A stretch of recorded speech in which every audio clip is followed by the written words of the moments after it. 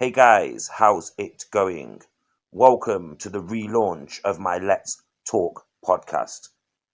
You will get to hear me along with my new wrestling fandom friends Mo and Wancho Nacho / aka JC.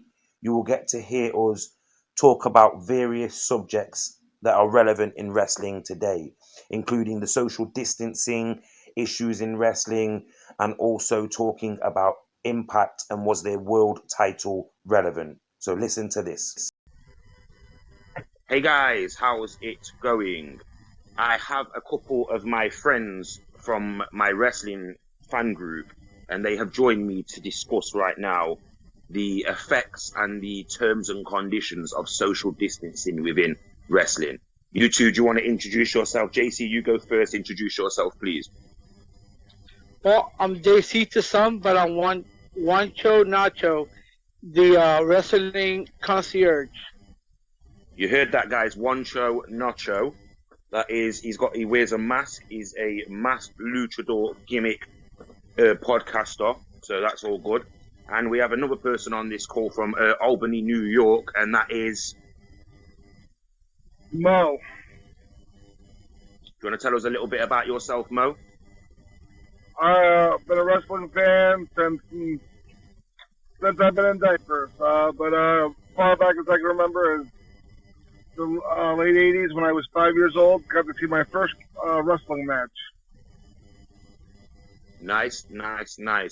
And right, so JC, Wancho Nacho, you want to talk about social distancing in wrestling? What is the specific thing that you would like to talk about right now? You shoot the shit right now. Well, I want to address, I don't know if y'all remember yesterday, one of the shows that we had to watch, I think it was Impact, where Havoc, the girl Havoc, came out with the big old mask. I started thinking if that was part of her gimmick, like the guy Havoc, because I know there's also a wrestler Havoc, which is a guy, Jimmy Havoc. and he wears a mask, yes. So I didn't know if this chick girl was coming out as, because she only had it until she got into the ring and then she took it off. That made me think in social distancing, wrestlers already wear wrestling gloves or gloves that they use part of their gimmick. I think since we're still dealing with this pandemic and to make the people at home feel more relatable, why don't wrestlers find a way to wrestle with a mask? Not a whole mask, but at least to cover their mouth. That way we're still promoting the wrestling, because in Florida, I know for specific in Florida, they deemed wrestling as an essential business. Therefore, that's why they're allowed to be wrestling, because Florida allowed them to be deemed as a essential business. Okay, right. First of all, Mo, do you want to cover the Havoc's gimmick first and speak about whether Havoc has always regularly come out with that mask or not? Do you want to talk about that bit first, please?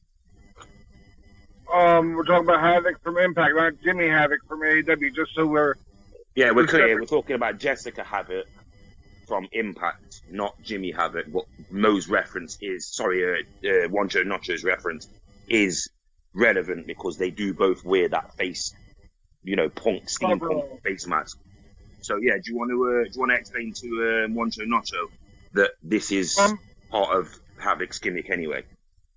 Yeah, as far back as I can remember, even before the pandemic and the social distancing, she has always had that face covering. Like, it's been a part of her gimmick. Her gimmick. Okay.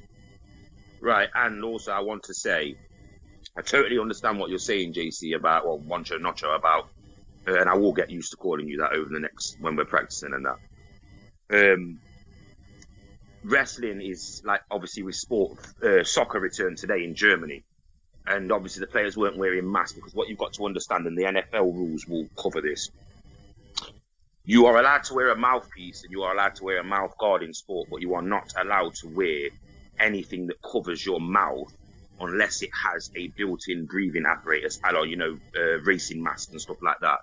So it's going to be quite frowned upon for a wrestler to be in the ring actually wearing the plastic mask. all of the wrestlers before they go to the ring are tested. They are antibody tested, as in they see their fever. If they've got a fever, they're all obviously going to be getting showers. You can see that they're all clean. Even if you look carefully since this pandemic started and wrestling became behind closed doors, if you look at, especially in WWE and AEW, the wrestlers that are supposed to portray more dirty gimmicks, as in more just like ragamuffin gimmicks, they are looking a lot more cleaner. Their clothes look cleaner. Their boots look cleaner. It's obvious that these guys are being told, make sure everything that you bring to the arena is cleaned, or they're all arriving early and, they're putting all their clothes into washing machines. It's all getting washed. The company's dealing with that. That's why, like when we said last night about the clothes that people are wearing in Impact, like I say, I highly doubt that Impact has got any say over the clothes that people wear in Impact, because at this precise moment, as long as these people are wearing, and that's probably why Hernandez looked the way that he looked. Normally he'd be wearing a quite sweaty wife beat, or coming out looking like he's just been pumping weights and whatever else, but he didn't. He came out looking clean and tidy on Impact, and that's probably because they've told people you are not to come to the arena in your wrestling gear. You have to get a shower and then change into your wrestling gear. Every single person will be tested. Every single person will be, cleaned, sanitizer, all that, because they would not be doing handshakes and stuff like that, even in football, because these guys don't, or soccer, because these guys don't live together and they don't work regularly together. There was no hugging. There was no embracing when they were scoring goals. They'd do tackles against each other, and obviously they do where you have to get the ball off each other. But there was no physical contact between players on the pitches, and they weren't hugging each other and celebrating together. It was just like waves and, high fives, but from a distance and sort of social distancing high fives. So they are, obviously, sport has to return. The money that these players that are on and the wrestlers that are getting paid, these companies can't be affording to be paying these guys up of £100,000, £200,000, a year. And plus in other sports like NFL, they're getting paid, £6, £7, £8 million a year. Some of these players are. So the companies that run these, the franchises that run these, they can't afford to have no, basis to perform. No revenue coming in. Yeah, exactly. You got to imagine what it's like. Not even the big teams like the Giants and Manchester United of different sports, and the Lakers and that. You've got to talk about the lower teams, the ones that make up the numbers, that don't win anything. No disrespect, JC, but the Knicks and the Magic, the teams that don't really win anything. What is it going to be like financially for those teams if they don't get to be putting on games, at least filling out their sponsorship deals? Because they're not going to get the money from the sponsorship deals. And let's be honest, some of these smaller franchises, that's where I don't know much about American sports to that point, but I know for a damn well fact that the sponsorships, unless you play all of your games, you will not get your sponsorship money. Mm-hmm. So what do you think, JC? What do you think they should be doing? Do you think that everything that they're doing is the right thing, or do you think that they're not doing enough? Do you personally think, from what you've seen with wrestling, without the confusion of the Havoc mask, do you think from what you've seen all in the whole spectrum, WWE, AEW, NWA, everything, well, the ones that are actually doing closed doors filming, do you think that they're doing enough and it is safe, or do you think that they should have been stopped by now? I think that they're lucky. They should count their blessings that I know example for WWE, because they're the ones with the biggest, people on contracts. Yeah. I feel sorry for the people like example, Mac Cardona. I was reading that some of these players, like I say, the Revolt, now they're known as a Revolt, but before they were the Revival. Some of these people, because they don't get a lot of television time, they get their money where they get it like almost like a weekly or 2 weekly or bi-weekly check, versus waiting to the end, because if not, then some of them, because they don't get merchandise. That's how WWE gets away with it. That's how WWE gets away with their protocol. They sign these wrestlers as independent contractors. And obviously when you've got guys like Cena and Jeff Hardy and Rey Mysterio, they sell heaps and heaps of merchandise no matter what they do, even if they're not on the show. Let's be honest, Rey Mysterio was still one of the highest selling merchandise sellers in WWE when he wasn't even in WWE, because they obviously got certain rights to sell certain masks and certain things that are part of Rey Mysterio's character. Because let's be fair, this version of Rey Mysterio is a WWE character, not Rey Mysterio Jr. like he was when he was in WCW. That's why WWE put the mask back on him and gave him the name Rey Mysterio, officially just Rey Mysterio. Because as far as the WWE universe is concerned, he is the first Rey Mysterio in the WWE universe. So that's why they did that. And also, it's obvious, isn't it? They knew he was going to sell millions of masks, millions of t-shirts, millions of toy figures. You know, if you haven't had I've got a Rey Mysterio figure somewhere in this house. If you haven't got a Rey Mysterio figure, then I don't know what you're doing, because most people who've got children or have been a fan of wrestling have somehow got some Rey Mysterio or John Cena merchandise because you've been given it by somebody else. But obviously, as I say, guys like the Revolt, I totally agree. They haven't had the booking and the billing that people like Cena have, even though they've got a. So that's why people like. That's let me like ask this question to Mo first. Let me ask this question to Mo first. Mo, what do you think about like what JC is saying about, you know, guys like the Revolt and EC3, even though they've got marketable gimmicks and they probably do sell quite a lot of independent merchandise themselves, these guys are going to have to get a booking sooner or later, aren't they? To feed their families and to look after their houses and stuff, they're going to have to get a booking sooner or later. JC's right. They can't just be living off this, you know, $2,000 a week WWE one weekly payments. What do you think? Do you think that they're going to have to get a booking or not? That's Mo. I'm asking that question to you first. Yeah, they're going to have to. We're going to have to buckle down and decide where they're going. And let's be honest. I believe, and they're going to sign with AEW, but we'll see. But they're definitely going to have to be booked with a promotion or company or take bookings in order to make ends meet. And what about you, JC? What do you think? What do you think that is, obviously, like you mentioned it, what do you think that is going to be the forward plan? I don't mean gimmick wise. I mean, you know, what is going to be the best option for the Revolt? You know, signing a multi-year deal with AEW, or do you think that touring the whatever's left of the independency, you know, Impact, Ring of Honor, NWA, do you think that's the best idea for them? I think they're gonna have to get the best in the first deal that comes to them. I don't think they're in a position to try to put one company against another, like in basketball. You know, when you're part of a team, but you become a free agent, another team can offer, but then your own team can match that offer. This is not how it is in wrestling right now. Although there's a lot of companies out there. It is sometimes, isn't it? It is sometimes. Sometimes, like the Edge deal. Edge knew that AEW had offered him a substantial amount of money to join AEW. So he goes to Vince McMahon and practically says, and I think Sting's probably in the same position now as well. If AEW's offering a certain amount of money for these guys to wrestle, and no matter how old they are, they want to wrestle, WWE has to either make a counter offer or they have to just give them the permission, like with Jericho, to go and join a different company. And that's how that's going to go. And you are 100% right. These guys are not really in that Sting and Edge position to be able to play two companies off against each other. Or maybe they are, but they shouldn't be. They should just take whatever deal if they can get a deal with AEW, take the deal with AEW. But if they need to take a deal with Impact for a year, take the deal with Impact, because at least they've got money coming in. Do you know what I mean? What do you think, Mo? But at the end of the day, they gotta do like what Matt Hardy did. Matt Hardy took into effect the money he was gonna make, the amount of matches, and how far and away he was gonna be from home. So although he could have gone to NXT, he could have gone to NXT. Listen, that's for them personally to decide that. What I'm more talking about is, because you've got to remember that there's 4 people in that group. Not all 4 of them are going to have the same idea.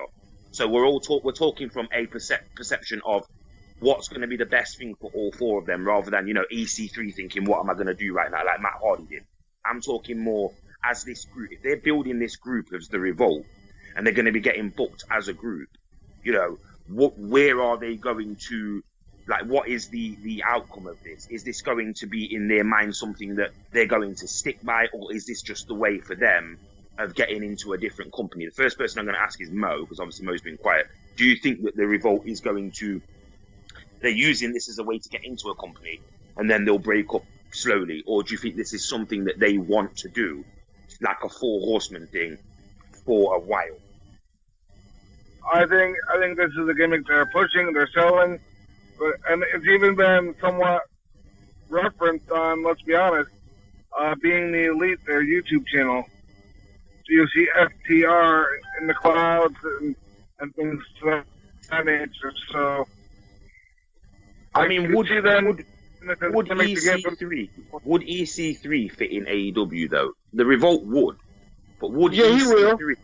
But with guys like MJF in Impact, in AEW, would EC3 fit with having a guy who's already got his gimmick practically? That's just as good. The only way they could do that is if they had EC3 as a mega face and he came in to take on MJF. And he could. I can do this better.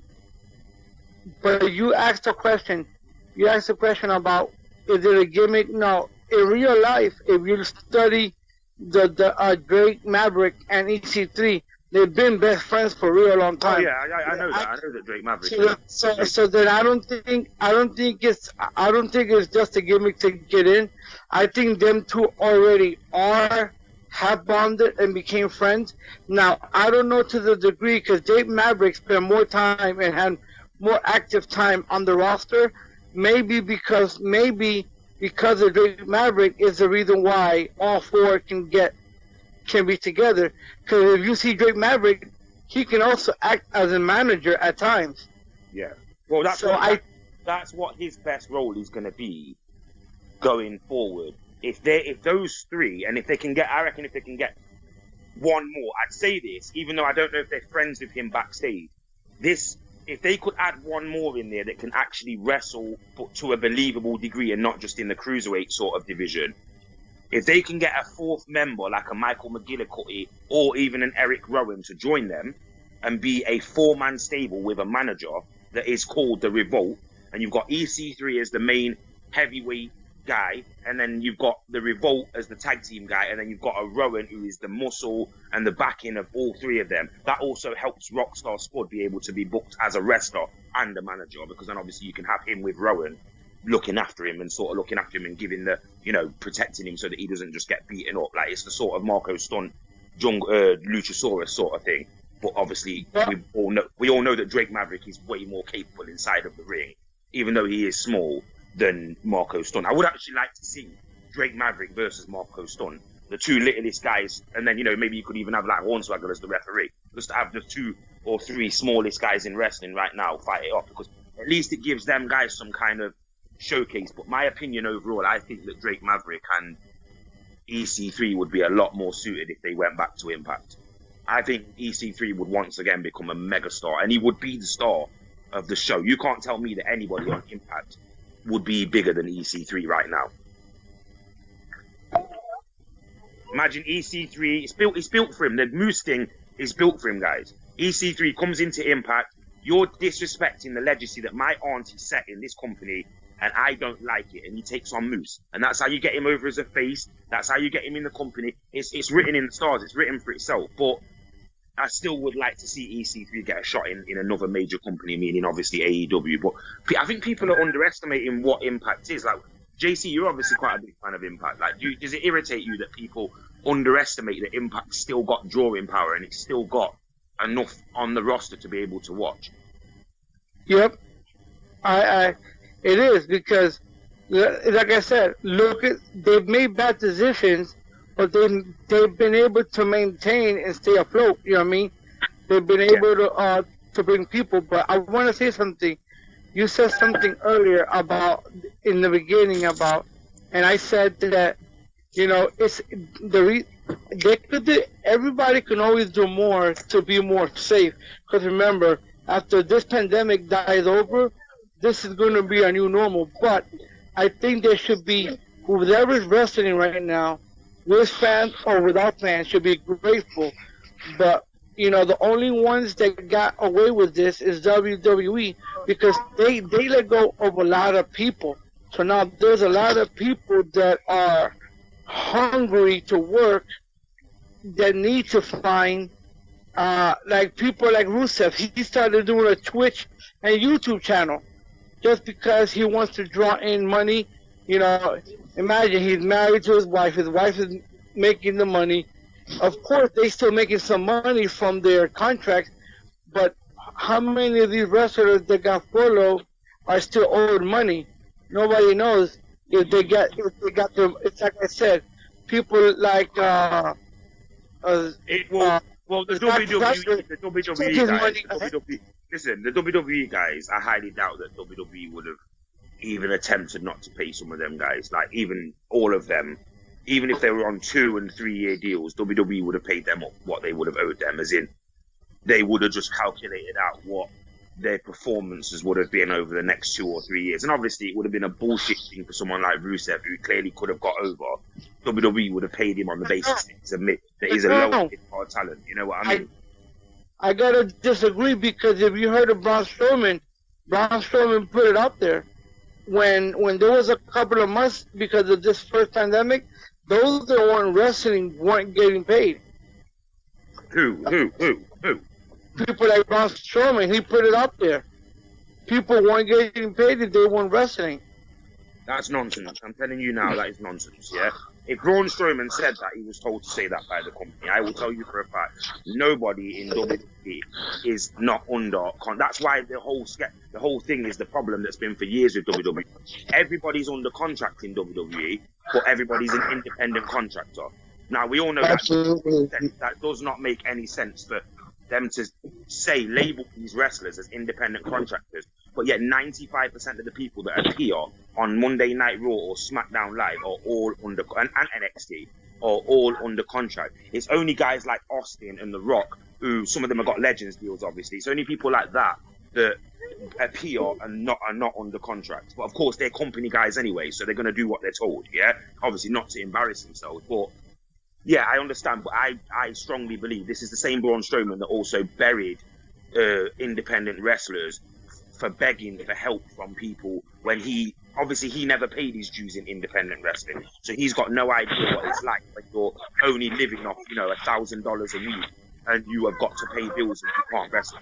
Like, I'm sure that all us three know how difficult it is to feed children and families and animals and stuff like that. And if you've got a mortgage and a house and all that, if you're only earning $1,000 a week from working for Impact and Ring of Honor on independent shows, when you don't get to wrestle in this pandemic, that 3 months could be the death of you. It could take your house from you, your car from you. So that means another time you can't work. So if AEW or them companies do want to hire you, why do you think that these independent guys are so happily just turning up at AEW shows? Because they know that AEW can utilize them at some point. Like obviously QT Marshall's training camp as the wrestling company that has benefited the most from this pandemic. Let's be fair here, because none of these guys that were in his training camp were known before this pandemic. And now all of these guys are known. Pineapple Pete, Lee Johnson, Alan Angels, all these guys are now known. And Anna Jay got signed from just being a random wrestler who people on Twitter was like, yeah, you know what, I liked her. And that's what I mean. There is a benefit to this. Like you say, guys are not getting booked. But I don't know if some of these higher releases from WWE, some of these guys are actually trying hard enough. Like maybe Rusev is, but some of these other guys might just be sitting on their laurels. A lot of these guys, as you say, they've been sitting in the backstage, not wrestling for nearly 2 years, only appearing every so often, and they're getting paid $2,000-3,000 a week. So that's actually for them, that might be a good wage where they've learned how to save up. Likes of Zack Ryder making his merchandise money, they might not have a problem with not performing and not being on the independent scene. Look at people like Taryn Terrell. Because they get paid ahead of time. They got paid ahead of time. Look at someone like Taryn Terrell. Never been a major star in wrestling, but because she's had 2 or 3 year paying jobs that have paid her, and done modeling and all that, she's managed to save up quite a lot of money. And you don't need to see someone like her in wrestling all the time. She's obviously not like Rob Van Dam and Sabu, whatever they've done with their money, they haven't saved up their money right. I mean, what do you think, Mo? How do you think that the independent scene is going to be from now on? Do you think that wrestlers are going to be able to get easy bookings from this day forward, or do you think it's going to get tougher and tougher for lower down wrestlers to get bookings now these WWE have been released? I think it's going to be tougher unless they go to one of the major promotions, like you mentioned, NWA, Impact Wrestling, Ring of Honor, AEW. I mean, some of them are still a draw, but it depends on how they are packaged and represent themselves. Like, let's be honest, Steve Aldis reinvented himself. He was Magnus in Impact Wrestling, yeah. Now he's Nick Aldis, 10 pounds of gold. He had to build up, and he had to help rebuild that brand. Yeah, And rebuild the 10 pounds of gold. He did. He did rebuild the NWA brand, but there's also a lot of Impact fans that would say, well, he was the Impact champion, so that's a step down. Remember, there are still fans that would say that. Magnus was the Impact Wrestling World Champion, and he was booked strong. He beat Samoa Joe, AJ Styles, and Sting. But since he's been the NWA champion, yes, he's been booked strong. But would you compare Colt Cabana, guys like Joe Cephas, Tim Storm, and Cody Rhodes on the same level as Kurt Angle, Sting, AJ Styles, and Samoa Joe? I wouldn't. Magnus, they can't reach up their boots. So. Yeah, that's what I'm saying. But hold on, JC. Magnus, when he was booked in Impact, was booked as strong as he has been in NWA. But let's all agree that Magnus's relevance was way more when he was in Impact than it was since he's been in NWA. The only person who he's really beat of credibility. He was the first European. He was the first person from his country to ever become a heavyweight champion. Yeah, Magnus is the very first British-born world heavyweight champion in wrestling. If you don't count Chris Adams' world-class championship, some people would count that and say that Chris Adams won the Is Steven Regal's British? Yeah, Regal never won the big one though. Regal should have been the world heavyweight champion when he was on SmackDown about 15 years ago, but they just didn't pull the trigger on it. He was a handy worker. Same with Finlay as well. They probably both should have been a world champion at some point in their careers. Obviously, you could say Finn Balor. He was but he was Irish. But obviously, Drew McIntyre is the very first British-born WWE World Heavyweight Champion or WWE Champion. But then, obviously, as you say, Nick Aldis is the very first English-born, British-born heavyweight champion of a major wrestling promotion in the United States, meaning Impact. And he also was in Global Force, the heavyweight champion too. Yeah, I'm going to be honest with you right now, and I'm going to say this firstly, and this is actually me telling everyone this. Global Force Wrestling was literally a flash in the pan. Just because they designed three heavyweight championships or 3 titles, and then piggybacked off the back of Impact. Global Force Wrestling, no one can be considered a world heavyweight champion in Global Force Wrestling. You was just the champion of Global Force Wrestling. I mean, yes, Jeff Jarrett had enough, which is the reason why they obviously had to unify the TNA World Heavyweight Championship and the Global Force Heavyweight Championship to actually give the Global Force Championship while they were going down that road of transferring Impact into Global Force. But, for those people who ever got to see any of the leaked episodes of GFW Amped, they were not very good. I don't know if any of you guys seen the leaked episodes of Global Force Amped. They were not very good. I agree. But you said, would it be difficult for these independent people, smaller, to get work? It made me more difficult, but being difficult, it can make it more competitive at the same time. Yeah, well, you've got to remember that because obviously it's a little that obviously it's a bit contradictory saying that, because earlier in this discussion you did say about the landslide of WWE talent that's now going to be going on to the independents. You also got to put that into factor. If WWE has released 8 or 9 or 10, upper level professional wrestlers, and they need to be spread out throughout the 4 or 5 other companies, the 3 or 4 of them. Some of them may come back. Some of them may come back. Obviously, I need to just make this point quickly. Some of them can come back, yeah? But at this precise moment, if there is 8 or 9 people out there that can be signed up, not all of them are going to go to AEW, nor should they. Not all of them are going to go to Impact, nor should they. Not all of them are going to go to Ring of Honor or NWA, nor should they. So even if you split out and say 3 go to AEW, 3 go to Ring of Honor, and 3 go to Ring of Honor / NWA, and 3 go to Impact Wrestling, at that point, then, what happens to the people that are already in Impact or NWA that are lower down the card? They go further down the card then, don't they? And if NWA and Ring of Honor and Impact are all still using certain independent contractors, like actual independent wrestlers, they go down. Yeah, listen, because obviously I need to say it. JC, this is not an argument. It is a discussion. You shouldn't just be arguing with every point that I'm making, because that gets annoying. Just because you want to make a point. I'm not arguing with you. I am just giving you a open forum.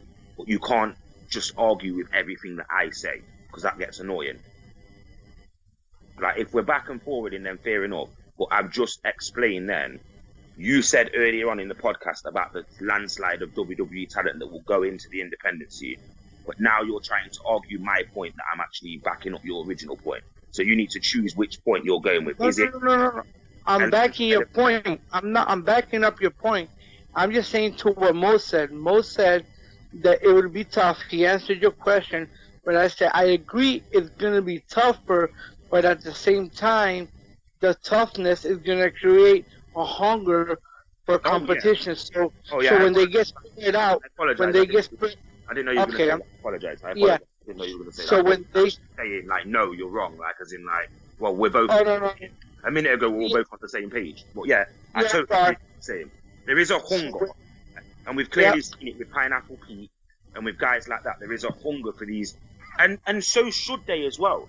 Like, I've heard Jim Cornette, who's a big advocate of building wrestlers, he burying Pineapple Pete on his podcast saying, why is Jericho giving this guy the rub? Like, because that's how you create stars, Jim. Not every wrestler can be carbon copy print out of WWE talent. And for once, AEW actually, and this is what I mean, this is the fickle bullshit of wrestling fans. Oh, AEW is just full of former WWE wrestlers. So AEW takes an independent, unknown guy and tries to make him into something, and guess what? Everybody shits all over it. And no offense, but Jim Cornette's been burying the Young Bucks, been burying Kenny Omega, who are now from. Oh yeah, he's buried them on the Busted Open radio show with Bubba Ray or whatever his name is now, and Bully Ray. Yeah, Bully Ray. So what do you guys? He's basically burying AEW altogether because he said he'll never work for them. I was going to say, Mo, let me ask you this question then, and then I'll go straight back to you, Mo. What's your thoughts on Jim Cornette? Because obviously he knows what he's on about, but he also, there's slightly a gimmick version of it when it comes to AEW. Like, he over the top emphasizes his problems with AEW, but yeah, it's always directed at Kenny Omega, the Young Bucks, Orange Cassidy, people like that. So what's your opinion on Jim Cornette and AEW? Not Jim Cornette as a person, just Jim Cornette's views on AEW. Well, the ratings speak for themselves, yeah? The attendance, the draws, the records speak for themselves. So that is Jim Cornette's perspective of it, because he's a public figure, if you will. A lot of people take his opinions to heart or to mind, however you want to phrase it. But those who are loyal don't see to make up their own mind. I don't like his opinions regarding AEW because I am a fan of AEW. I'm a fan of all professional wrestling, as long as it's good. But I just don't understand what his beef is with the promotion. And what about you, JC? What do you think about Jim Cornette's comments about AEW? Well, I'm gonna be honest. Since I just started getting back into more than one wrestling, I haven't heard it. But what I'm hearing you guys speak, that's just being biased. You know what I mean? That's just being jealous because he's the type of person that could hit his ceiling. He's never really full to his potential as a promoter, as a manager, as a booker. I was going to hit on that. Let me quickly throw in this bit as well, because you're 100% right with what you're saying on Jim Cornette.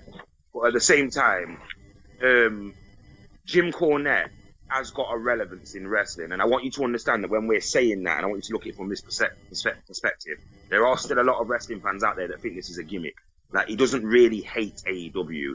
He's just looking at it from an optimistic side, so that if ever he does work with AEW, he's going to be the most hated guy in the company, isn't he? Yep. That heel-like gimmick, almost, yeah. And also, like I say, and I wanted to add this in as well when my train of thought went, JC, you've got to understand, it is biased. But who's he being biased towards? Because it's not like he's saying WWE is better than AEW. He will bury WWE, and he's openly admitted that AEW is better than WWE.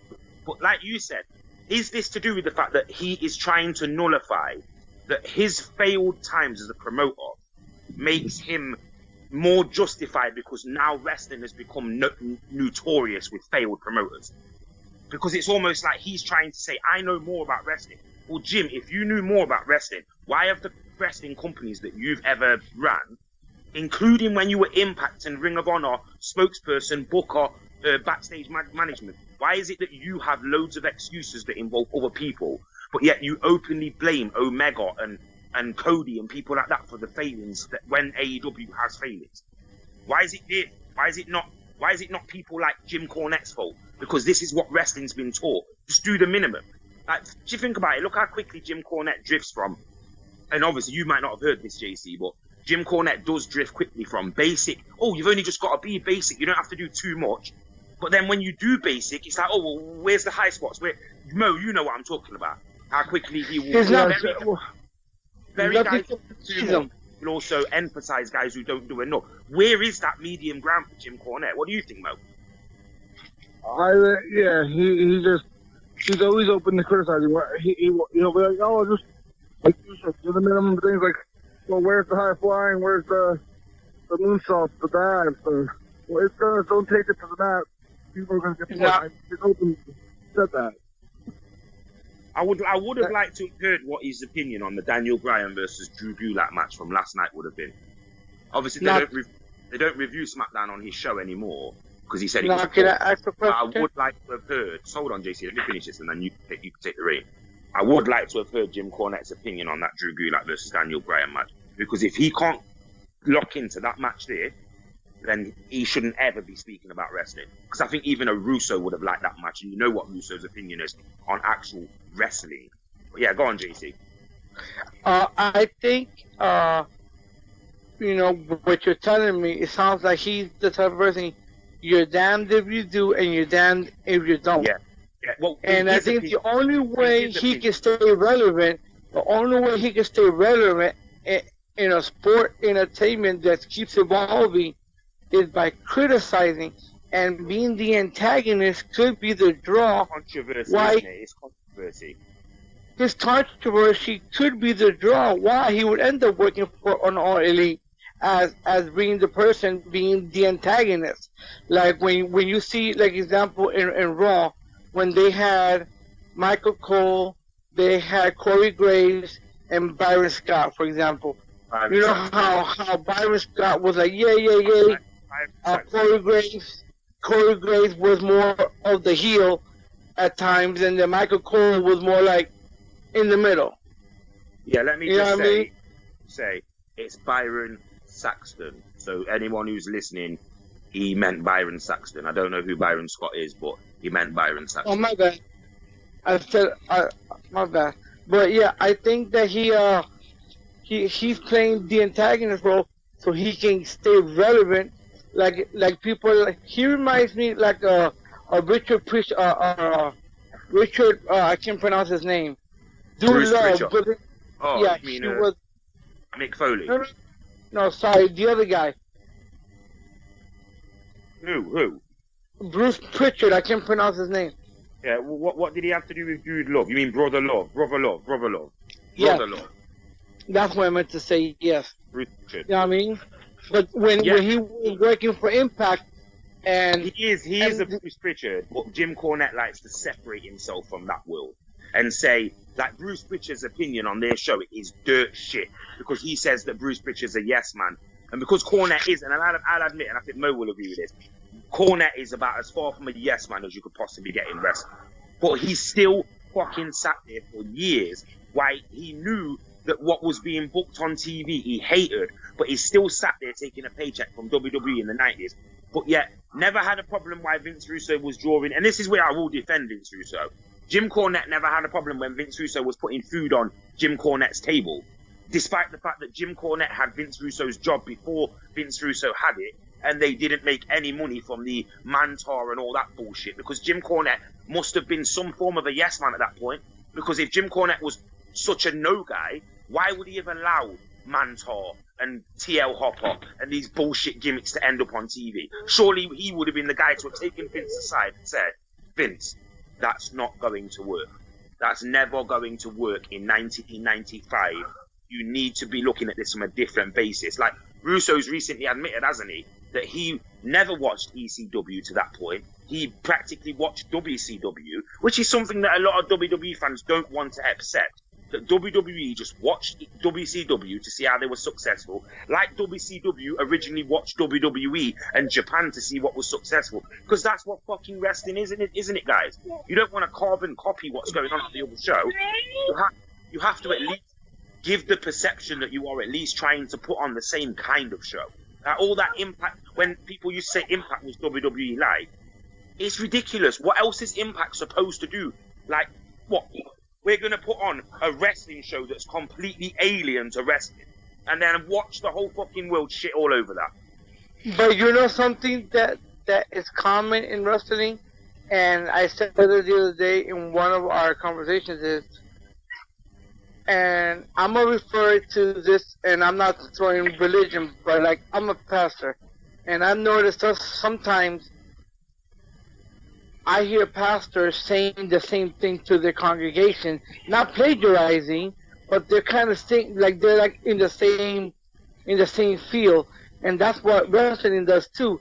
They like sometimes it's very, very, how I say it, very obvious. Like I told you, the Bailey, when we were watching Impact, you know, that girl was like a Bailey / Mary, I can't pronounce, AJ Lee. AJ Lee. So it does happen. It does. The only way that you can differentiate yourself is when a company knows how to say, okay, it's like in gambling. I'll throw you, but I'm going to up you. That's the only way that a company is going to outdraw somebody else. And I'll one-up it, and I'll make it even better. No, I don't think anyone's got a problem with that. Sorry, Mike, but we're actually recording something right now.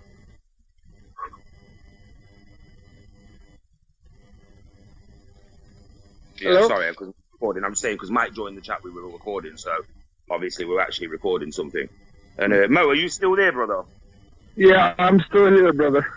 What's your opinion overall, like, on what JC just said? Then, like, you know, are you okay with one person taking not the direct gimmick, but we all know when you get a homage gimmick, taking a gimmick and then one-upping it and saying, I can do better with this gimmick. Yeah, the narcissist gimmick, the good-looking guy gimmick, the tough guy gimmick, the madman gimmick, the savage gimmick, that kind of stuff we've seen for years, but we've seen recycled versions. I think JC as well, we're okay with that. Are you okay with that? Or are you got a problem with that as well as copying? No, no, absolutely not. It's been about it. In today's world, you have McDonald's, you have Burger King. Yeah, it's all over the world, just not in wrestling, yeah? You got Walmart, you have Target. You have Sam's Club, you have BJ's, you know, wholesale. Yeah, exactly. So it's prevalent in the world. So, it's what works. You know, it's what works. You never hear that in boxing and in MMA, though, do you? You know, because of the gimmick side to it. You never hear two fighters can be almost identical style fighters. But yet you never hear anyone say, oh, he reminds me of a so-and-so, unless it's someone from 20 or 30 years ago. Whereas nowadays, if a guy comes out with, you know, and we have seen quite a few of these, if a guy comes out with the upper body tattooed up, looking like a certain thing, walking around, all of a sudden he is a fake Randy Orton. Like, who was the guy? Sam Shaw, before Impact signed him, before WWE signed him up. Dexter, whatever his name is, Dexter Loomis or whatever his name is, yeah? Before WWE signed him up, if you watched him as Sam Shaw, a lot of people said that he was like a fake Randy Orton, didn't they? What? Because he had, he was one of, 500,000 males in the world that have got a tattoo that covers their top body. Does that make Randy Orton a carbon copy of The Rock? Because I never thought that. No, and that's where it became ridiculous. Do you know what I mean? Like, there's a difference between looking like somebody because you look like what the average fucking 35-year-old, you know, Caucasian male would look like. There's a difference between that and actually fully, you know, coming out dressed in a robe, wooing. Like, many people have done that. Look at Robert Roode, yeah? He didn't steal Ric Flair's gimmick. He just took elements of Ric Flair's gimmick, the straw, the robe, and because that's what a main event guy looks like in Robert Roode's world. And I haven't got a problem with that. But yet, I've seen people say, oh, this is too much like Ric Flair, this is bullshit. Like Ryback, Goldberg. When was Ryback anything like Goldberg, honestly? Apart from just the spear and shoulder tackles and bald head. Somebody explain to me now, when was Ryback anything like Goldberg? Never. To where Ryback even started trolling the fans by doing the jackhammer and doing the spear and stuff. He was clearly trolling the fans. That's a good point. That's like saying this orange is like this apple. Yeah, they're not. The taste, the texture, the color, the design, it's all different. Yeah. Yeah. What about Owen Hart then? Was Owen Hart a carbon copy of Bret Hart? Nope. Because he wore the same outfit, did all the same moves, had a few extra different moves, but practically had the same wrestling style, the same background. They're in the same family. Was Owen Hart ever a carbon copy of Bret Hart? No way. I'm gonna say no because he knew how to sell the mic. Bret Hart, yeah, he was a technical wrestler, and yes, he could speak, but he had nowhere the charisma on the mic. They had the same style of wrestling, exactly identical style of wrestling that blended in beautifully. But they knew from the off, Owen had a lot more charisma than Bret. And of course, the WWE in their divine wisdom thought, let's turn Owen into a comedy character. And of course, it was Bret who started saying, no, you need to start taking Owen a little bit more seriously. And obviously, a lot of people people do know this, but a lot of people don't know this. Obviously, the 94 WrestleMania, I think it was, 93 or 94 WrestleMania. Was it 93? It was 93, wasn't it? Where Bret faced Owen and put him over at WrestleMania. A lot of people don't know that wasn't supposed to be Owen Hart. That's supposed to be Bruce Hart. But Bret was like, no. Owen is floundering in the lower mid-card and he doesn't deserve that. He's the best wrestler out of all of us. He deserves to be up the card. And they did with their gimmick. And it was clearly, it even exposed Bret Hart, didn't it? You can't talk like your brother can talk. Bret Hart was a straight down the middle, baby face and heel, just straight on the mic, get to the point. Owen could just play the gimmick fantastically, no matter what he was provided with. But then that was maybe one of his downfalls as well, by him being able and willing to do anything that the company would ask of him. What do you guys think about Owen Hart? Do you think that he was just practically always going to be Bret Hart's little brother, or do you think there was a genuine time when he should have broke out to start? I think he had his own individual. They had the similarities, but they had their individuality. Example, if you hear the words, the best there was, the best there is, the best there will ever be, that's one of the best popping phrases that ever came about. You know, you don't think when you say that, you automatically think. And I just quickly throw in there to apologize to every single wrestling fan that has ever breathed air. That was probably the worst butchering of that statement, that phrase that I have ever heard in my life. It is the best there is, the best there was, and the best there ever will be.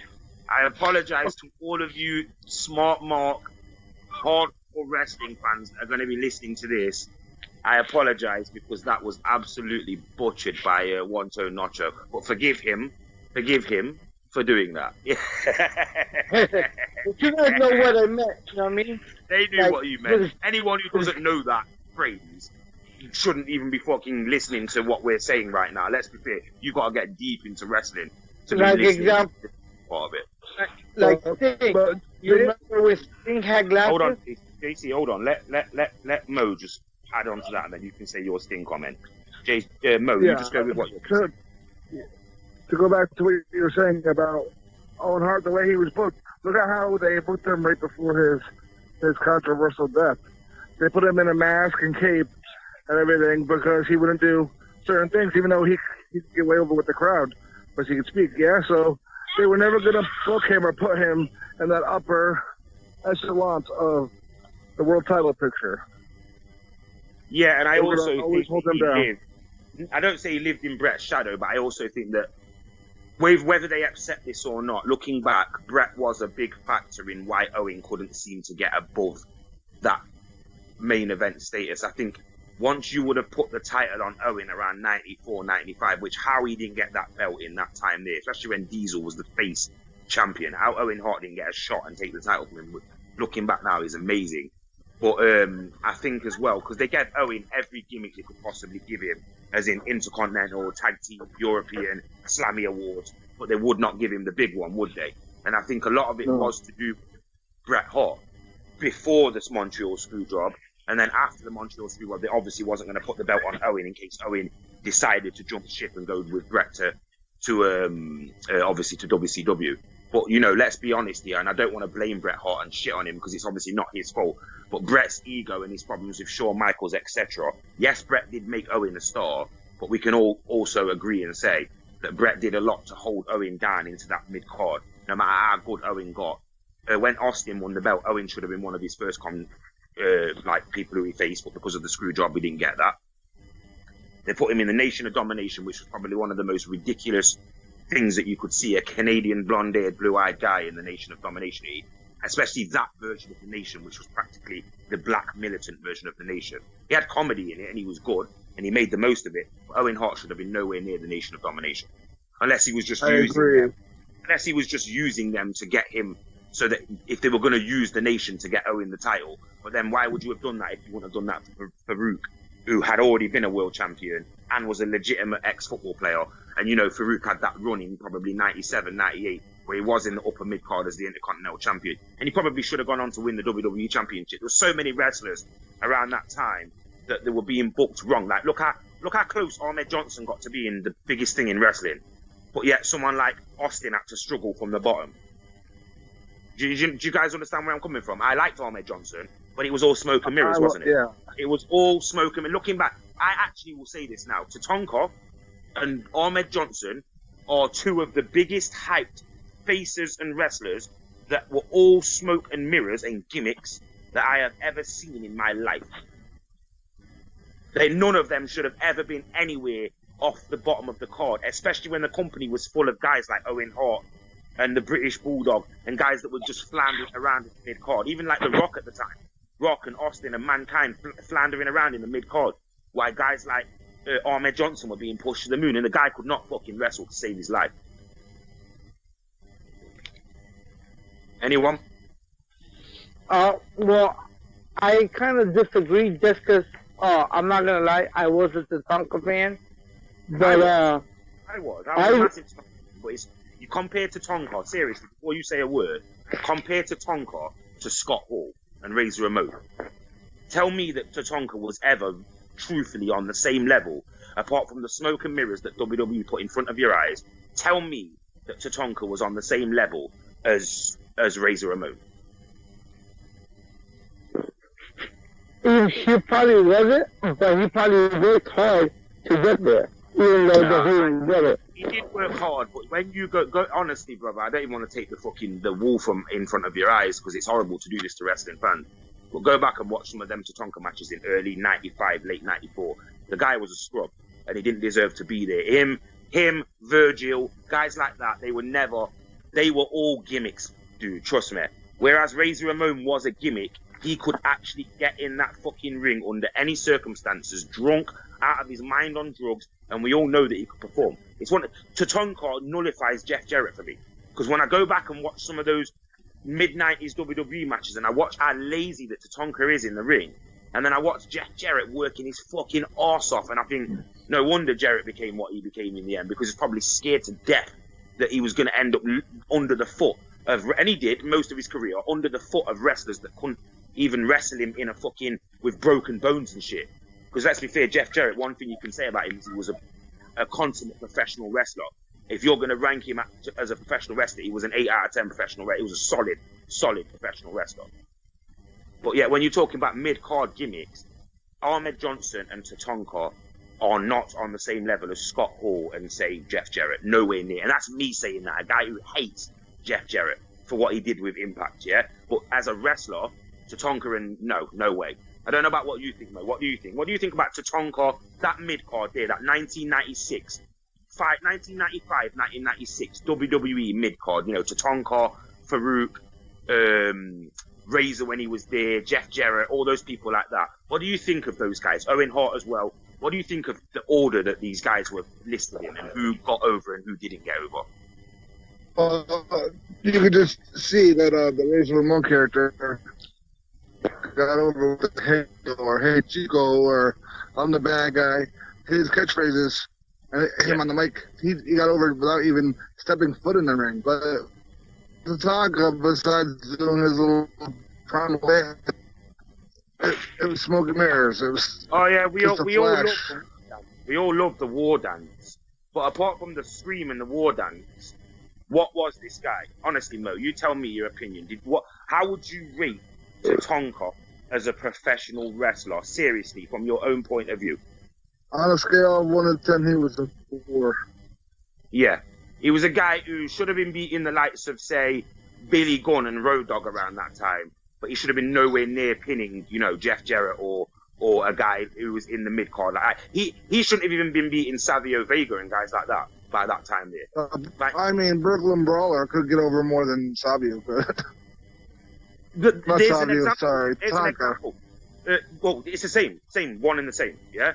Brooklyn Brawler got over more as the Brooklyn Brawler. Look how they tried to package him in the mid-90s to that baseball gimmick. That horrible baseball. What was it? Knuckleball Swartz. Yeah. They tried to package him to it. Didn't work. Straight away back to the Brawler. But around that time, something ridiculous started happening. And this never happened in NWA.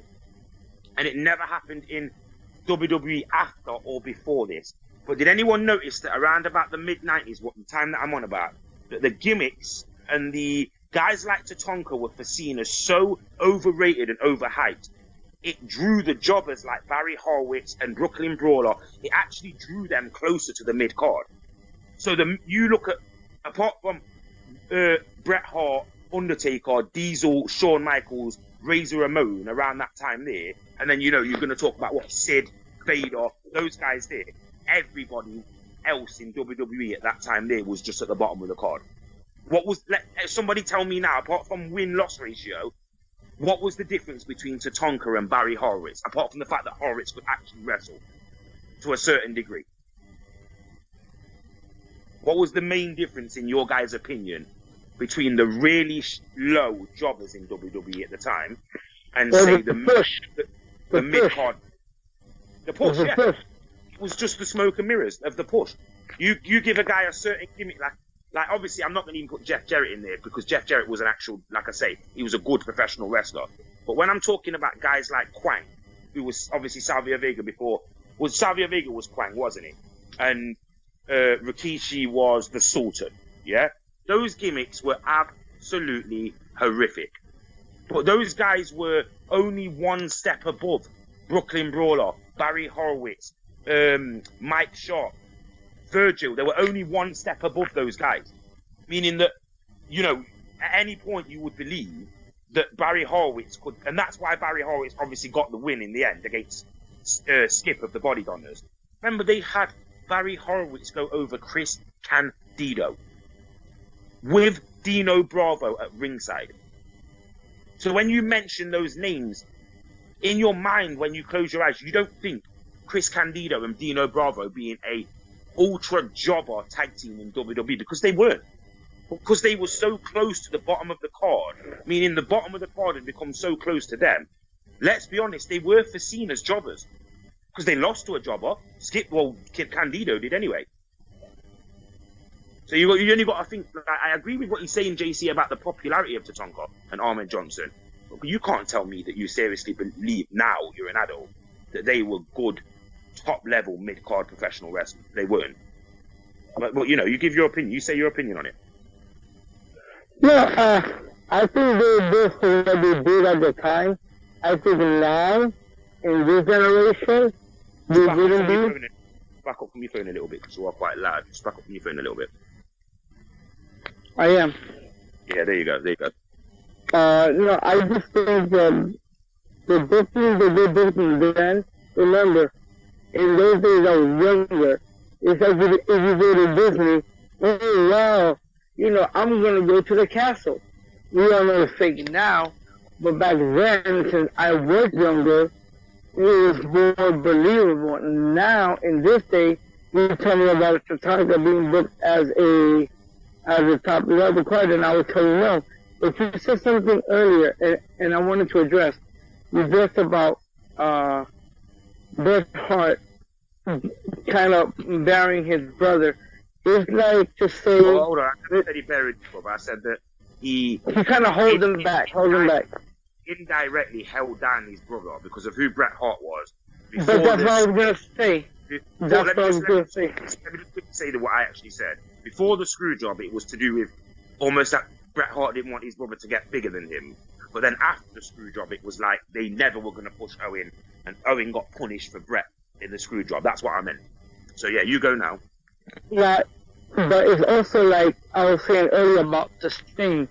You know, what I mean, they were both. They had characters, they had charisma, but as I was saying earlier, when we think about certain wrestlers, certain catchphrases, certain gimmicks, certain moves, just resonates with us. You know what I mean? Like Sting.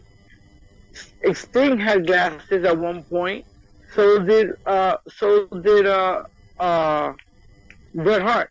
But who did the better? Who did it work better on? Obviously, Bret Hart. I mean, Bret Hart sold that gimmick better than any other wrestler who had glasses at that time. Yeah, first of all, I would like to just interject there and say that that's not a truthful statement. In the glasses gimmick, Bret Hart got over more with, but when you look back on the annals of time, you will see that Sting was a way more merchandisable character than Bret Hart was. No. I wasn't saying about merchandise.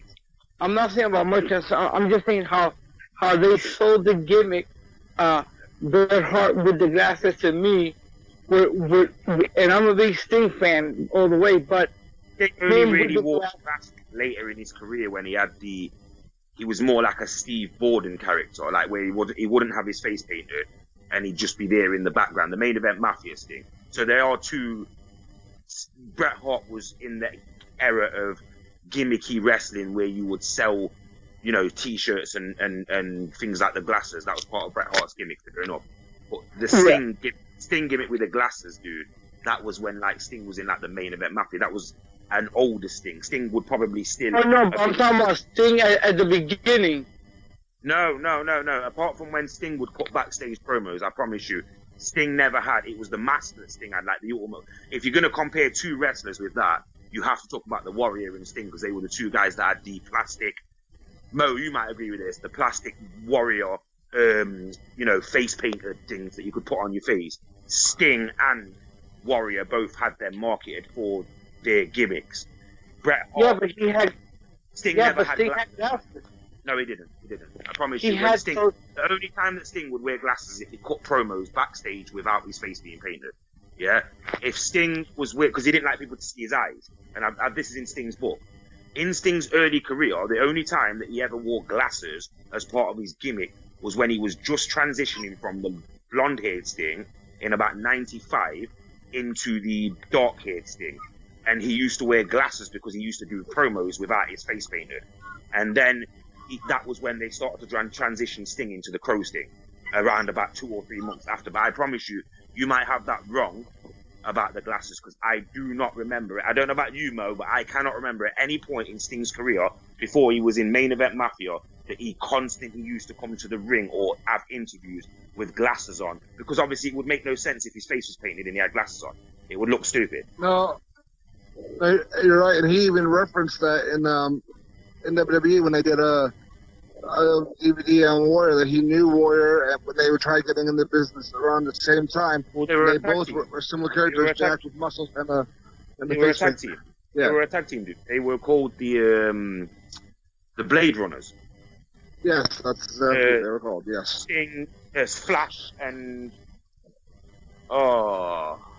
Steve Flash Gordon, and Jim Hellwig was called Steel, maybe. No, not Flash and Steel. What was it? Anyone in the comments who's listening, if you can tell me what the gimmick of Sting, and I know it was called the Blade Runners, and I know that Steve was Steve Flash Gordon, and then obviously Jim Hellwig might have just been the Warrior. No, in fact, he didn't become the Warrior till he went to World Class. But yeah, I was just saying, JC, the Warrior and Sting both had those face masks. That's correct, isn't it, Mo? The Warrior and Sting both had them plastic, different designs, but the similar design of the face mask that you used to get. Because I remember before I even knew who Sting was, my brother was like, "Oh, they're selling them Ultimate Warrior masks in Woolco's. Yeah, they're like, £2 here in England." My mum was like, "Oh, I'll get you one." And when I got it, I was like, this isn't Ultimate Warrior. My brother was like, oh yeah, it's not. And it was Sting. And it was the first time I'd ever seen Sting. And of course, from that moment there, I'd never seen Sting. So with me having certain learning difficulties and behavior problems as a kid, Sting became this fantasy in my mind. So that when I finally seen who this face painted up, screaming, banging his chest guy was, obviously straight away once I seen Sting in like 93, 94, at 5 years old, I was the biggest Sting fan in the world. You know what I mean? And then obviously when we went to go to Wembley Arena to see Sting in front of me when I was like 5, it was just like one of the most greatest moments of my childhood. So obviously I haven't got a problem with that, but you know, like, I will say that, not even to just discredit what you're saying, but Sting I don't think was the guy with the glasses. Like Bret Hart had the glasses, and I know he did, the purple glasses, but Sting used to have the same plastic warrior fake mask. Because Sting always had fake masks in his career. That's the whole Sting thing. In fact, Sting may have had the masks before Warrior had the mask. Because remember, Sting was... The Sting that I'm talking about was, I'm putting to it right now, WCW, Thursday night, classic Sting, when he would come out and he's about to go against when he would wear the jacket. You know, sometimes he came out with a jacket. He would have his glasses there too sometimes, and he would give them out to the people in the... What jacket was this? Because you've got to understand, bro, I know Sting. Mo knows Sting. Yeah, you're talking to two people who know Sting. Sting has always wore a jacket throughout his career, or a robe, or a coat. What jacket is it? The one with all the thrilly bits on it and all the like things hanging off it. The leather jacket that he used to wear to the ring. I think so. Yeah. This is the problem. JC, you, and I'm telling you this, you are completely wrong. WCW wasn't on a Thursday then, because that was Thunder and that was years later.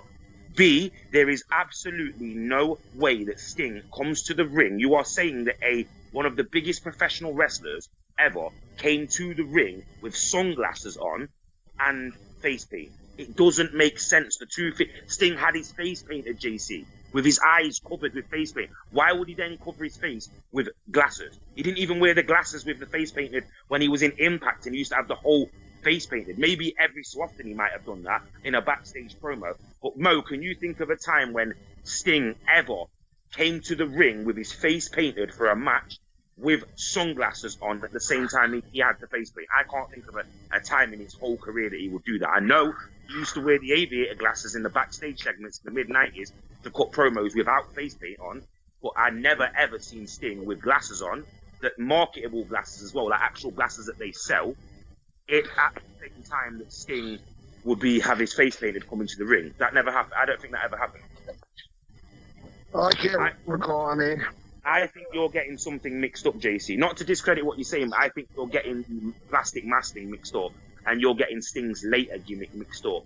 Sting did wear glasses in Impact when he was older to cover the crow's feet over his eyes, and he's admitted that, because Sting was a 50-year-old guy, but when he had the face painted, he looks fucking 30 because of the body that he's got. Obviously, he's got a nice body, he's got a worked up body, he's always kept in shape.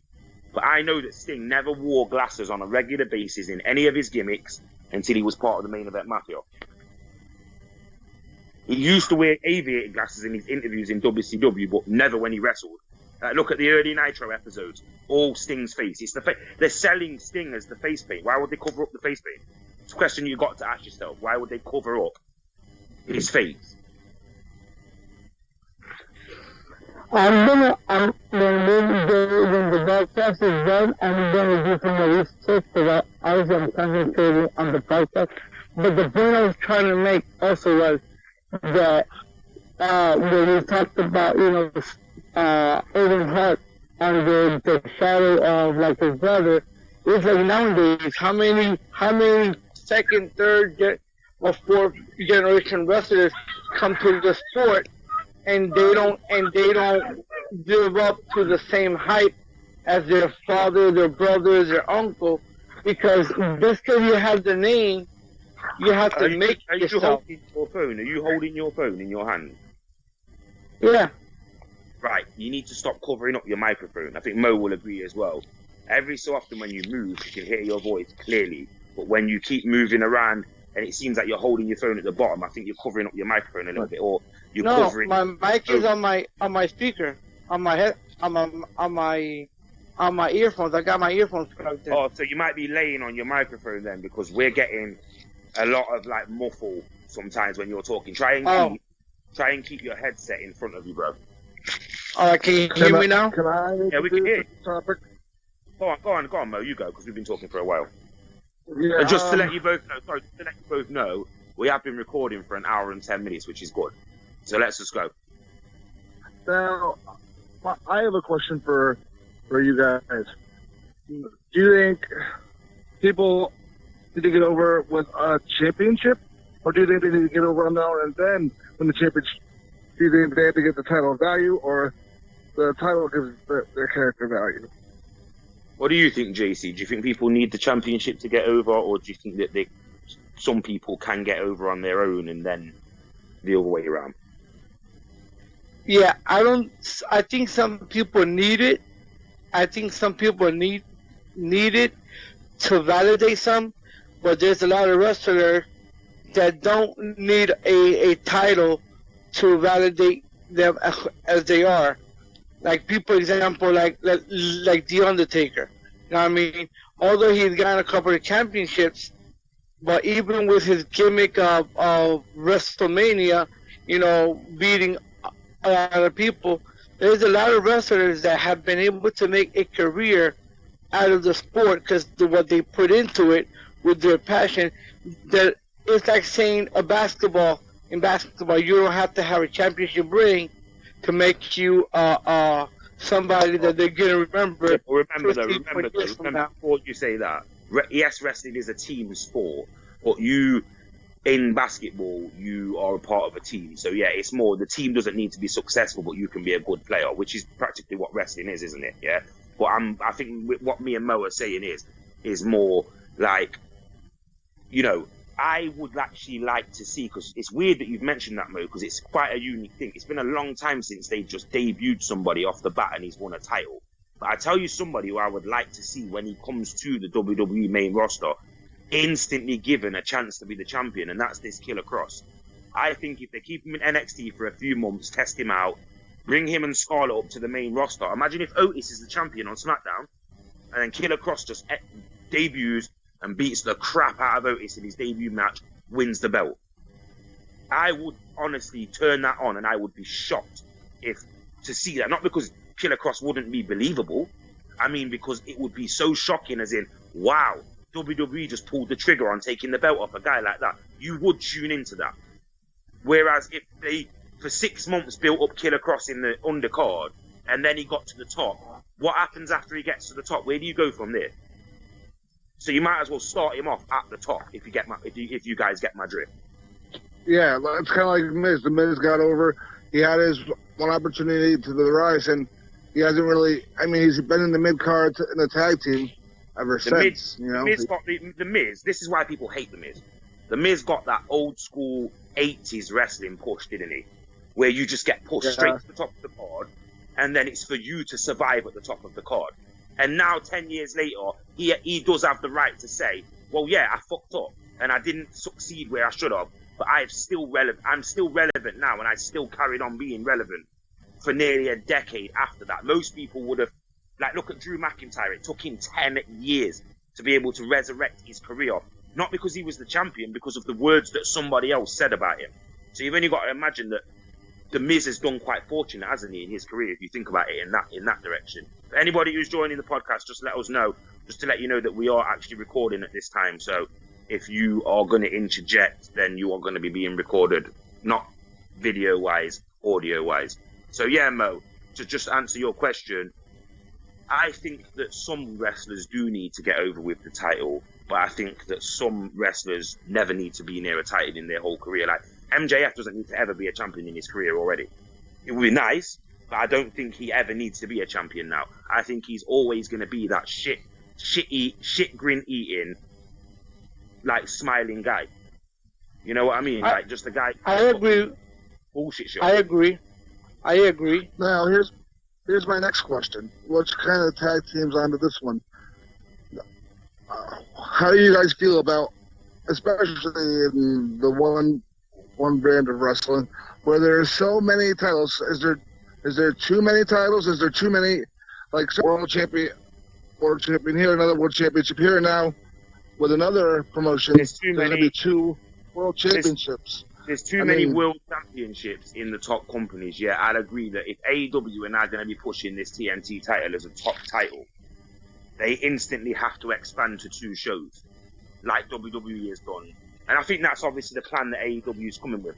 But I would have also liked to have had them take a risk and have listen to this idea, have the TNT championship, but then have someone like Aldis come in with the NWA championship, but then have either the champion who's the TNT champion win, or have Aldis win, and then unify them 2 belts into, the NWA World Heavyweight Championship, but it's obviously now an AEW belt. So that they can then all do it with Impact, or do it with Ring of Honor, or one of these other companies.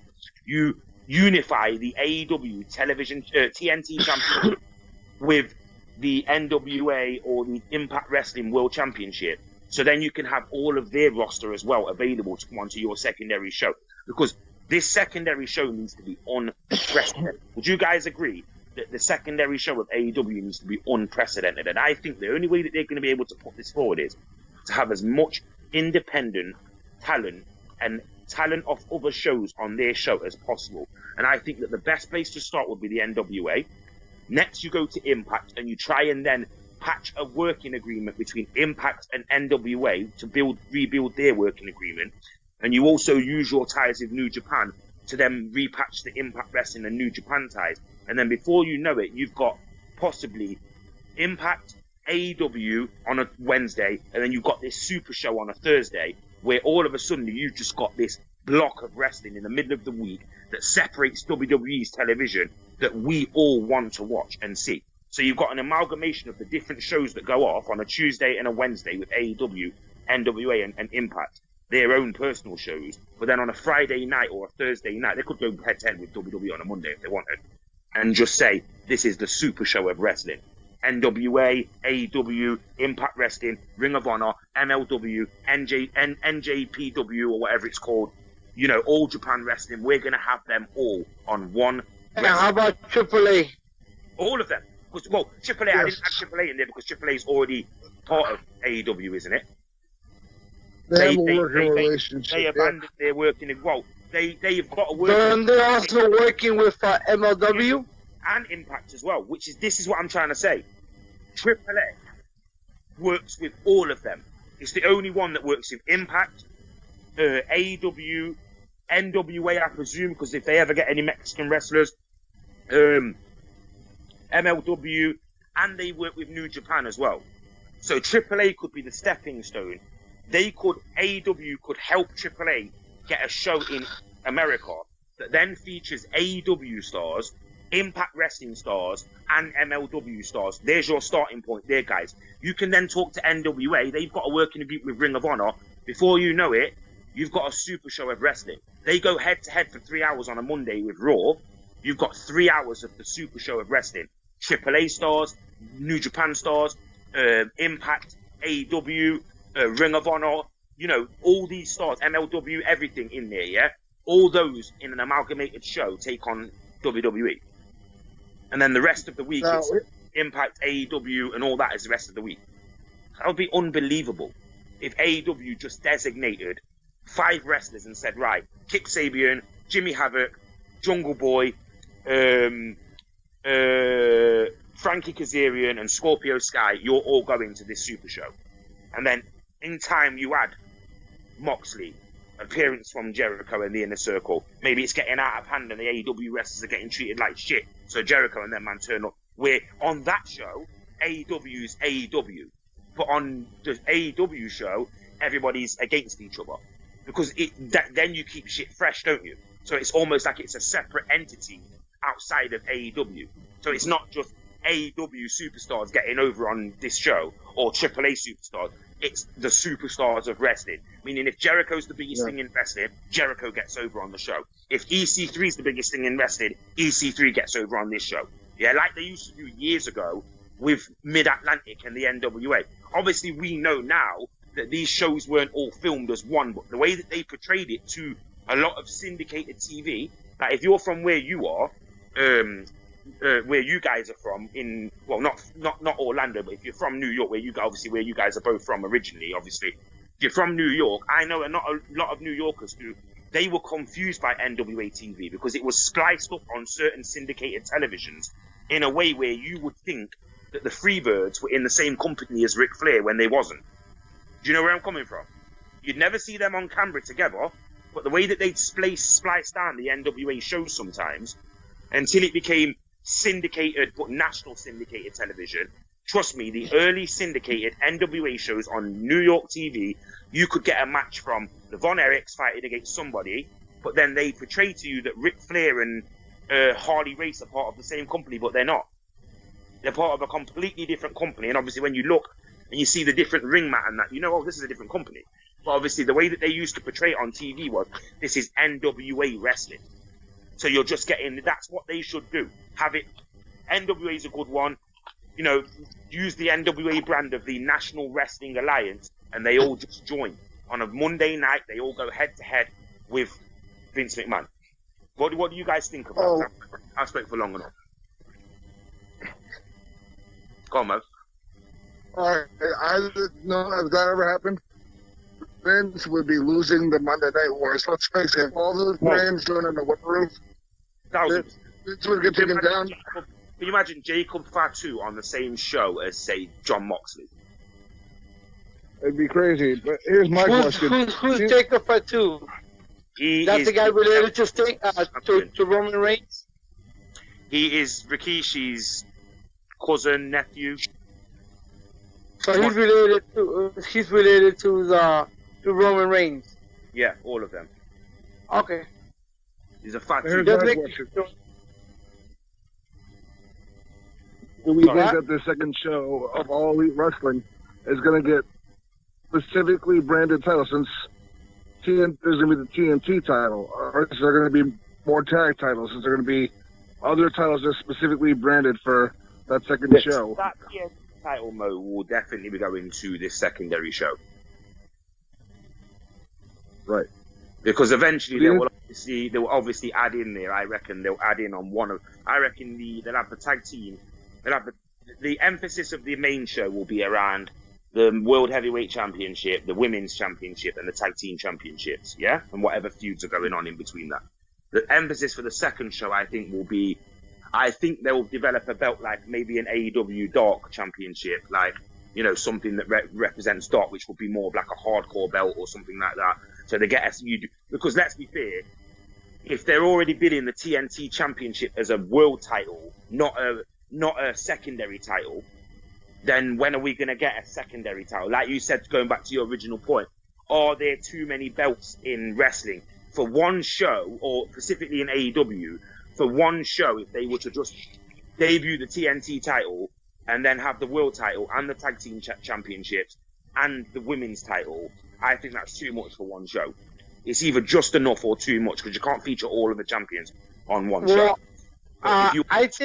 If you have two shows, you're going to need another title. You're going to need the TNT title, and you're going to need another title on top of that,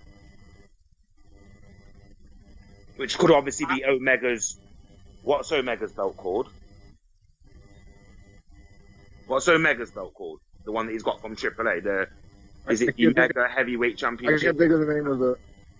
Mega Champion? I think it's Mega Champion or something. I could be wrong, so. Yeah, I could be wrong as well. I'm not too much in knowledge of AAA apart from but now I say Mega Champion, that just sounds familiar to me. So I'm going to say that that's what it is. But yeah, they could have that. Obviously, I don't know if Omega's even still the champion or not, but they could have that there. Like I say, the idea with the NWA or Impact bringing them along or bringing them all along. But then obviously, like I say, the problem with bringing them all along is you get what we spoke about at the start. You're going to get a problem then, aren't you? Because you're going to get, everybody's going to want to be appearing as the world champion on that show. Whereas they need to unify some of these championship belts, or they need to keep all of their separate belts separate, their individual world titles separate, and then have this show on TNT on a Monday night would have the TNT title as its own entity, nothing else. You know, you'd have TNT Tag Team Championship and TNT. That's what I was thinking. The TNT Tag Team Championship. Yeah. Yeah, because that's what that. Obviously, I presume that it would be on TNT because it's the biggest network that any other company's on apart from. I mean, TNT is a bigger network than Access TV? Yeah. Yeah. Yeah. So okay. Yeah. So yeah, you would have TNT as the main show on a Monday night, wouldn't you? It'd be, and you know that they're dying to go back head to head with WWE on Monday night because they know WWE's there for the kill now. What do you guys think? Do you guys think that AEW?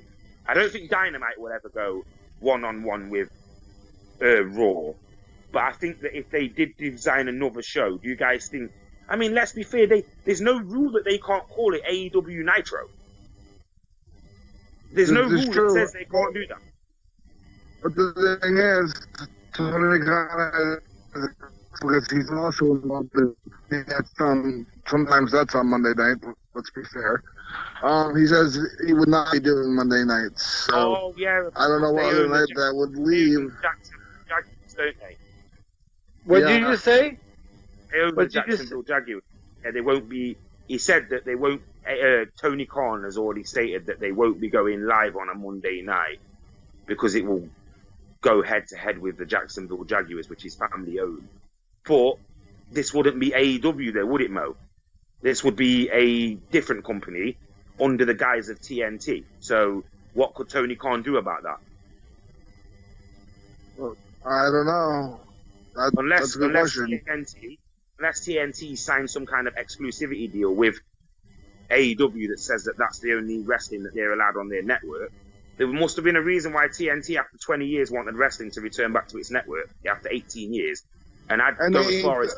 they ain't another 3 or 4 year deal, so they're obviously happy with AEW being there. They've already said there's going to be a second show. Now, unless that show's going to go on a Saturday night or Friday night head-to-head with SmackDown, but then football comes on a Friday as well, doesn't it? Friday night football's on, so American football's on, so you're not going to go head... I mean, is American football not on every night of the week? No, it's on Mondays, Thursdays, and Sundays here.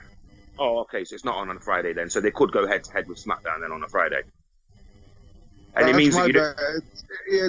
They're either going to do it on a Tuesday, which they've already got dark on a Tuesday, but that's already pre-recorded. Yeah, so it's either going to be a Tuesday or a Friday, is what I think. Well, no, because what I'm saying is the whole effect of that second show would effectively make it so that one of these shows is going to go head-to-head with another company. They're already going head-to-head with NXT, yeah? But then, no, I could be wrong, though, because maybe AEW would want to test how they stand alone on a night that no one watches wrestling. Let's actually separate the men from the boys here. And now I'm actually saying this, I'm actually swaying more towards this idea. Surely AEW would want to say, right, Thursday night has had wrestling viewers before with SmackDown, and we do get some form of viewers on a Tuesday, so if we went on one of them nights unopposed, especially on a Thursday, unopposed, if we go on Thursday unopposed, we will separate the men from the boys, because if they start drawing in 1.5 million viewers on a Thursday, you know that people actually want to watch AEW rather than people choosing to watch NXT through loyalty over watching AEW. Because of course, every single person who chooses to watch NXT, of all those 600,000 people, they all are experts on AEW, but yet they all watch NXT every week. Like me, myself, I will say I am an AEW only fan when it comes to NXT versus AEW, Dynamite. But I don't know much about NXT. So if you ask me what happened on NXT last week, I'm just going to say probably something that I'm not going to have liked as a joke. But I couldn't tell you one thing about NXT that's happened in the last 6 weeks. Yeah? But I guarantee you speak to certain WWE fans and they bury AEW, they know everything about AEW. Everything about AEW. Can I say something? Go on. You guys were talking about if there was too many belts. I don't think there's too many belts per se. Let's say, for example, the WWE brand. It's not the amount of belts, I would say, it's the usage of how they're using them and the inconsistencies Because I think there's some defunct belts that should have never been defunct, but they have. That's why when we see people like Moose bringing back, the TNA, that's good for business because it's not about being too many belts. It's about having the creativity for those belts to be. Ask yourself this question right now, JC. In your opinion, as a person who's been a fan of TNA and Impact in its form now and its previous form, would you say that the TNA name, even tarnished TNA name, would you say that was still a bigger name than Impact Wrestling, or would you say that Impact Wrestling? Always. No, TNA. Because I think when you now look at what they've done in Impact over the last 2 years, the Impact brand looks so tarnished and disgusting, and because it's linked towards the TNA brand, it makes it even worse. But if you just look at the TNA brand from 2002 to say 2013, 2012, whenever it became stylized as Impact Wrestling, I'd say that the TNA run was much better than let's say the 9 years of TNA, the first 9 years of TNA was better than the second 9 years of Impact Wrestling, I think, anyway. And I want to say something else. I agree with you, Rex, to the point about going head to head.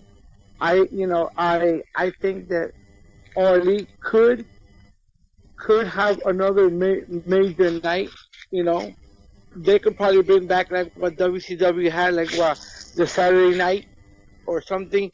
They could go on another night of the week and draw people if they push it right.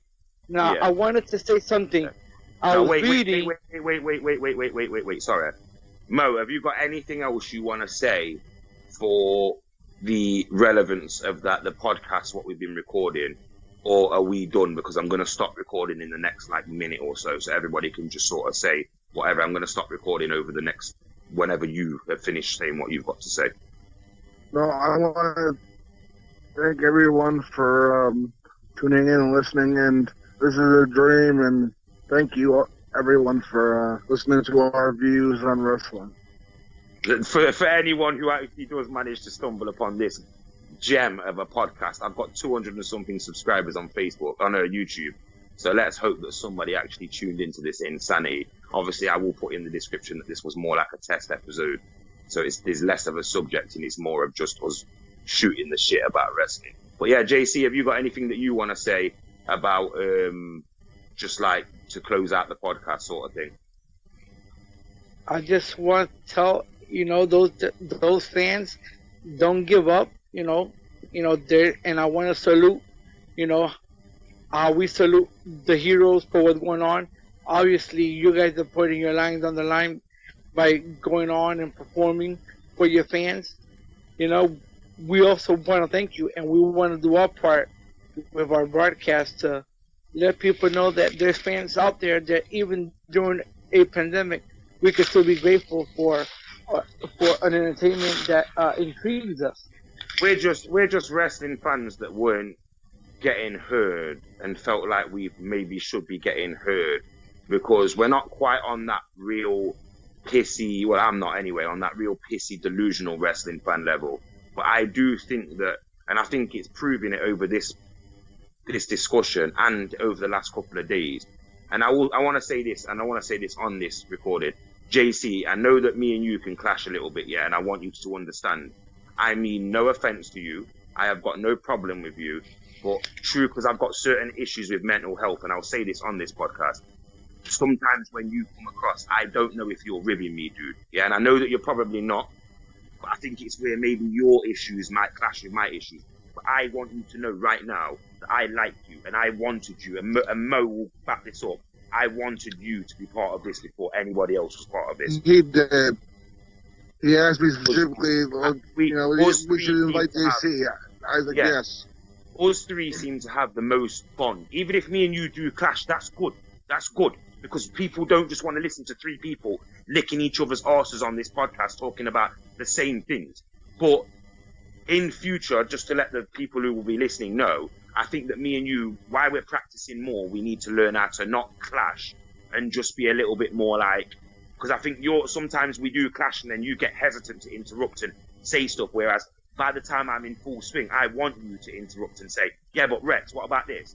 And I feel that sometimes because we clash, you kind of go in your shell a little bit vocally because you think, I don't want to upset the guy. But I just want you to know that I don't have no offense. I don't take no offense away from this. Even if you said to me, oh, Rex, F this, F that, I will take no offense. We are all human beings. We've all got the way and we've all got the right to be able to say what we want to say on these podcasts. And I want anybody out there who's listening to this to know that that wasn't an argument earlier on. We are friends and we are getting along and we will continue to do this. And these two that you're hearing right now are the people that I want to and prefer to do this with. No disrespect to anybody else. But at that there, I am going to end the recording because I know for a fact that my laptop is going to start smoking from the amount of data that I've used up to record this WAV file. But I am going to tell everybody on this podcast, thank you for listening. Thank you for joining us. It will be more tightened up as we go along. I'll try to make it so there's not so much gaps and waffling. And I will try to, if anyone gives any feedback and you've got an issue with anything and you don't like the podcast, this is our format and we choose to do it this way. So if you don't like it, you obviously can say what you want, but don't just come in our comments talking, aggressive stuff because we don't deserve that. We've tried to do this as best as we can. It's the first attempt at it. And I want everyone to know that we did our best here. So I'm going to end the podcast portion of this right now. Good night.